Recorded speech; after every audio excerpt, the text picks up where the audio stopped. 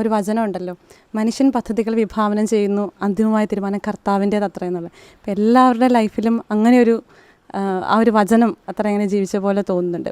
ഞാൻ ഉടുപ്പിട്ടിട്ട് 4 വർഷമായിട്ടുള്ളൂ. എൻ്റെ വീട്ടിലെ ഒരു സാഹചര്യം പറഞ്ഞു കഴിഞ്ഞാൽ എൻ്റെ ഡാഡി മമ്മി ടീച്ചേഴ്സാണ്. അപ്പോൾ അവർക്ക് നമ്മളെക്കുറിച്ച് ഒത്തിരി സ്വപ്നങ്ങളും പ്രതീക്ഷകളും ഒക്കെ ഉണ്ട്. അപ്പോൾ എൻ്റെ മമ്മി എന്നെ എന്നും പരിശുദ്ധ കുർബാനയ്ക്ക് വേണ്ടി പറഞ്ഞു വിടുമായിരുന്നു. പള്ളിയിലേക്ക് എല്ലാ ദിവസവും, ഞങ്ങളുടെ പള്ളിയുടെ തൊട്ടടുത്താണ് ഞങ്ങളുടെ വീട്, അപ്പോൾ എന്നും പറഞ്ഞു വിടും. അതുപോലെ പള്ളിയുമായിട്ട് ബന്ധപ്പെട്ട് പള്ളിയോട് ചേർന്ന് അങ്ങനെ ഒരു രീതിയായിരുന്നു. കാറ്റഗിസത്തിന് പോകണം, കാറ്റഗിസം പഠിപ്പിക്കാൻ പോകണം. കുറച്ചുകൂടെ വലുതായി കഴിഞ്ഞപ്പോൾ ആ ഒരു രീതിയിലാണ് വളർത്തിയതുമൊക്കെ. അപ്പോൾ വിശ്വാസ പരിശീലനത്തിന് എല്ലാം ആ ഒരു പള്ളിയായിട്ട് ചേർന്ന് നിൽക്കുന്ന ഒരു ലൈഫായിരുന്നു.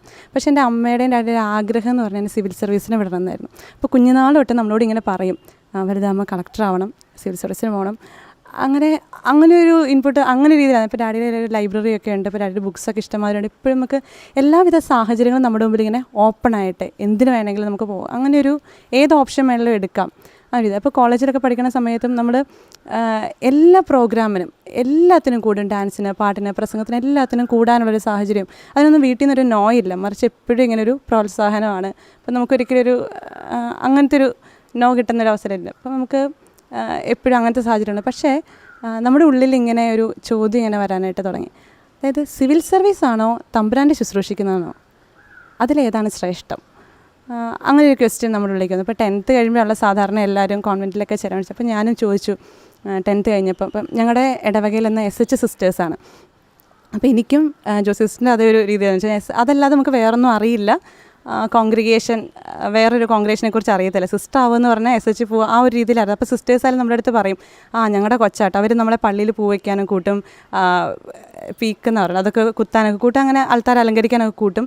അപ്പോൾ നമുക്ക് സന്തോഷം, നമ്മൾ അവിടെ എന്നുള്ള രീതിയിൽ വിചാരിക്കുകയാണ്. അതേസമയം നമ്മുടെ ഉള്ളിലും വീട്ടിൽ നിന്ന് പറഞ്ഞ് നമുക്ക് സിവിൽ സർവീസ് എന്നുള്ളൊരു കാര്യം ഉള്ളിലിങ്ങനെ കിടപ്പുണ്ട്, നമ്മുടെ ഉള്ളിൽ ആഗ്രഹം കിടപ്പുണ്ടെങ്കിലും നമ്മളൊരു അരുത്. അപ്പോൾ 10th കഴിഞ്ഞപ്പോൾ ഞാൻ എന്തായാലും എൻ്റെ വീട്ടിൽ പറഞ്ഞു, എനിക്ക് സിസ്റ്റർ ആവണമെന്ന് ആഗ്രഹമുണ്ട്, ഞാൻ പൊക്കോട്ടെ എന്ന് പറഞ്ഞു.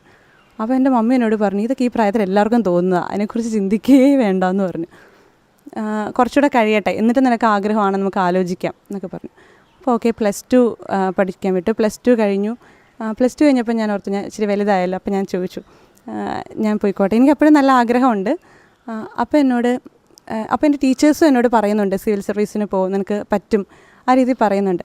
അപ്പോൾ ഞാൻ ചിന്തിച്ചു, പക്ഷേ നമ്മുടെ ഉള്ളിൽ ഇങ്ങനെ കിടക്കുകയാണ്. അത് ഈ സിസ്റ്റർ പറഞ്ഞ ഒരു കാര്യമുണ്ടല്ലോ, അതായത് സിസ്റ്റർ പറഞ്ഞതാണ്, ഒരു റെസിസ്റ്റ് ചെയ്യാൻ പറ്റാത്ത ഒരു കോൾ.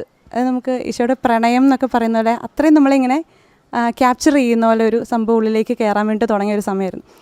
അത് കഴിഞ്ഞപ്പോൾ വീട്ടിൽ ചോദിച്ചു കഴിഞ്ഞപ്പം വീട്ടിൽ പറഞ്ഞു, അതിനെക്കുറിച്ച് ചിന്തിക്കുകയേ വേണ്ട, ഇപ്പം നീ പഠിക്കുക എന്ന് പറഞ്ഞു. എന്നിട്ട് എന്നോട് ഡിഗ്രിക്ക് ചേർന്നോളാൻ പറഞ്ഞു. ഇപ്പം മാത്തമാറ്റിക്സ് എടുത്ത് ഡിഗ്രിക്ക് വിട്ടു. ഡിഗ്രിയുടെ സമയത്തും നമ്മുടെ ഉള്ളിൽ അന്നും കോളേജിലെ എല്ലാ ആക്ടിവിറ്റീസിനും നമ്മൾ കൂടുന്നുണ്ട്, പക്ഷേ അറ്റ് ദ സെയിം ടൈം നമ്മുടെ ഉള്ളിൽ ഇങ്ങനൊരു ആഗ്രഹം കിടപ്പുണ്ട്. അപ്പോൾ എൻ്റെ ഡാഡിയും മമ്മിയും ഡിഗ്രി കഴിഞ്ഞ സമയത്ത് ഞാൻ ഒത്തിരി ആഗ്രഹിച്ച് പ്രാർത്ഥിച്ച് ഞാൻ ഡാഡിയുടെ മമ്മിയുടെ ചെന്ന് ചോദിച്ചു, ഇങ്ങനെ പൊയ്ക്കോട്ടെ. അപ്പം മമ്മി പറഞ്ഞു, എൻ്റെ കൊച്ചെ മഠത്തിലൊക്കെ എന്നാ നടക്കുന്നത് നിനക്കറിയാവോ, അങ്ങനെ ചിന്തിക്കുക പോലും വേണ്ട, നീ കേൾക്കുന്നില്ലേ, ആ ഒരു രീതിയിൽ അങ്ങനത്തെ ഒരു റിപ്ലൈ നമുക്ക് കിട്ടുന്നത്. അപ്പോൾ നമുക്ക് പിന്നെയും വിഷമമായി ഒരു തരത്തിലും, കാരണം ഡാഡിയുടെ മമ്മിയുടെ അനുഗ്രഹത്തോടെ സന്തോഷമായിട്ട് പോകുന്ന വെച്ചിട്ട് എന്ത് ചെയ്താൽ നമുക്ക് ഒരു അനുവാദം കിട്ടുന്നില്ല.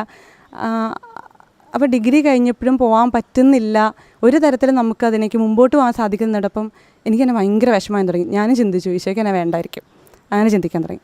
അങ്ങനെ ഇരുന്നൊരു സമയത്താണ് എന്നോട് പറഞ്ഞു, എന്നാൽ നീ MCAക്ക് പോയി ചേർന്നു,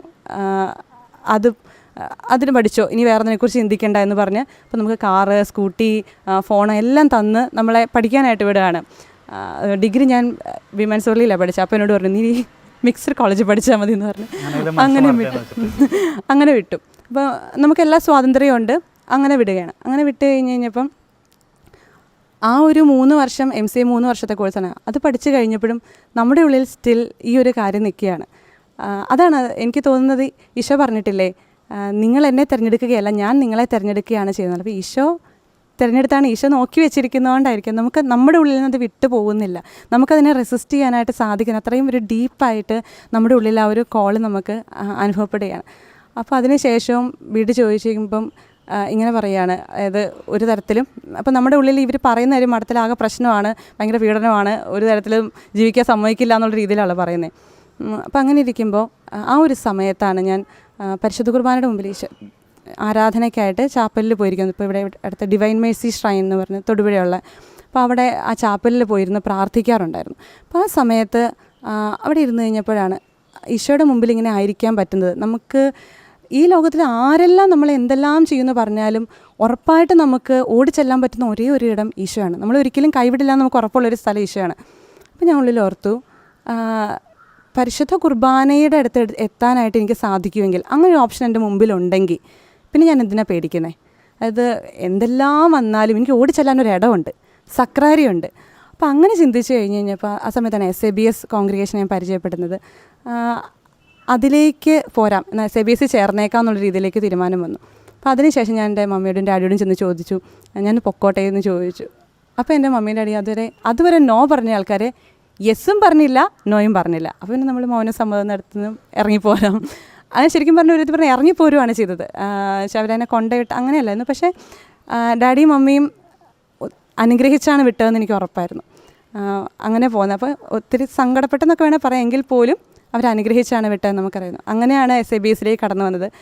വന്നതിന് ശേഷം എനിക്ക് തോന്നി, സിസ്റ്റർ പറഞ്ഞു, അതായത് നമ്മൾ എത്തിയ ആ ഒരു പീസ് ഓഫ് മൈൻഡ് നമുക്ക് കിട്ടും. നമ്മൾ ആ ഒരു കറക്റ്റ് ഡിസിഷനിലേക്ക് വന്നു കഴിഞ്ഞപ്പോഴാണ് നമ്മൾ എത്തിച്ചേരേണ്ട അടുത്ത് എത്തി എന്നുള്ള ആ ഒരു ഫീലിംഗ് നമ്മുടെ ഉള്ളിലുണ്ടാവുകയാണ്.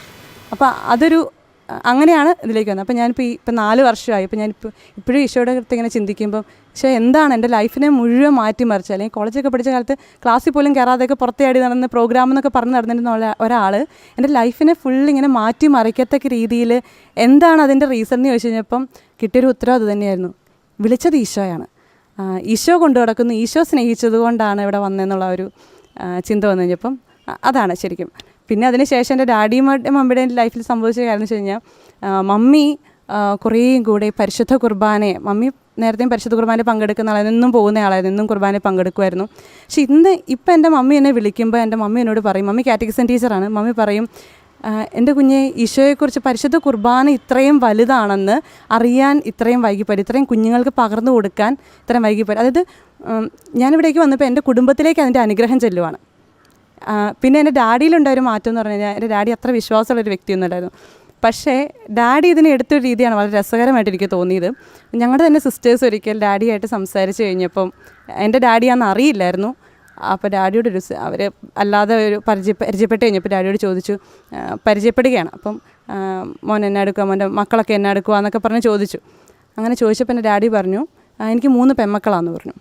അപ്പോൾ പറഞ്ഞു, 2 പേര്, ഇളയവർ 2 പേരുടെ കാര്യം, മൂത്തയാളാണ് വീട്ടിലെ. അപ്പോൾ എന്നെക്കുറിച്ച് ഡാഡി മിണ്ടുന്നില്ല. അപ്പോൾ മക്കളൊക്കെ എന്നാ എടുക്കുമോ എന്ന് ചോദിക്കുമ്പം ഇളയവർ 2 പേര് എന്നാ എടുക്കുമോ എന്ന് ഡാഡി പറഞ്ഞുകൊണ്ടിരിക്കുക, 2ാമത്തോളം ഇങ്ങനെ പഠിക്കുകയാണ്, 3ാമത്തോളം എന്നെ പോലെ പഠിക്കുകയാണ് എന്നൊക്കെ പറഞ്ഞ് അവരുടെ വിശേഷങ്ങളും കാര്യങ്ങളൊക്കെ പറയുകയാണ്. അപ്പോൾ മൂത്തയാളുടെ കാര്യം ഡാഡി മിണ്ടുന്നേ ഇല്ല. അപ്പോൾ ഈ സിസ്റ്റേഴ്സ് ചോദിച്ചു, അല്ല അപ്പോൾ മൂത്ത ഒരാളും കൂടെ ഇല്ലേ, ആൾ എന്തെടുക്കുവാണെന്ന് ചോദിച്ചു. അപ്പോൾ എൻ്റെ ഡാഡി പറഞ്ഞു, അവൾ ഒരുത്തൻ്റെ കൂടെ പോയി എന്ന് പറഞ്ഞു. അപ്പോൾ സിസ്റ്റേഴ്സ് ആകെപ്പാടെ ഷോക്കായി. കാരണം കൂളായിട്ടാണ് പറഞ്ഞത്, ഒരുത്തൻ്റെ കൂടെ പോയി. അപ്പോൾ തന്നെ സിസ്റ്റേഴ്സ് ആദ്യം ചോദിച്ചു, നമ്മുടെ കൂട്ടക്കാരനാണോ എന്ന് ചോദിച്ചു. അപ്പോൾ ഡാഡി പറഞ്ഞു, ജൂതനാണ്. അപ്പോൾ ഡാഡി സിസ്റ്റേഴ്സ് വല്ല വേലയും കൂലിയൊക്കെ ഉള്ളതാണെന്ന് ചോദിച്ചു. അതൊരു ആചാര്യച്ചെറുക്കനാന്ന് പറഞ്ഞു. അപ്പോൾ സിസ്റ്റേഴ്സിന് പിന്നെയും ഇത്രയും ഒരു കൂളായിട്ട് പറഞ്ഞു വിടുവാണല്ലോ. അപ്പോൾ പറഞ്ഞു വെച്ചു, പഠിച്ച കാലത്തെല്ലാം പരിചയപ്പെട്ടതൊക്കെ ആയിരിക്കുമല്ലേ പറഞ്ഞു. അതൊന്നും അല്ല എന്ന് പറഞ്ഞു.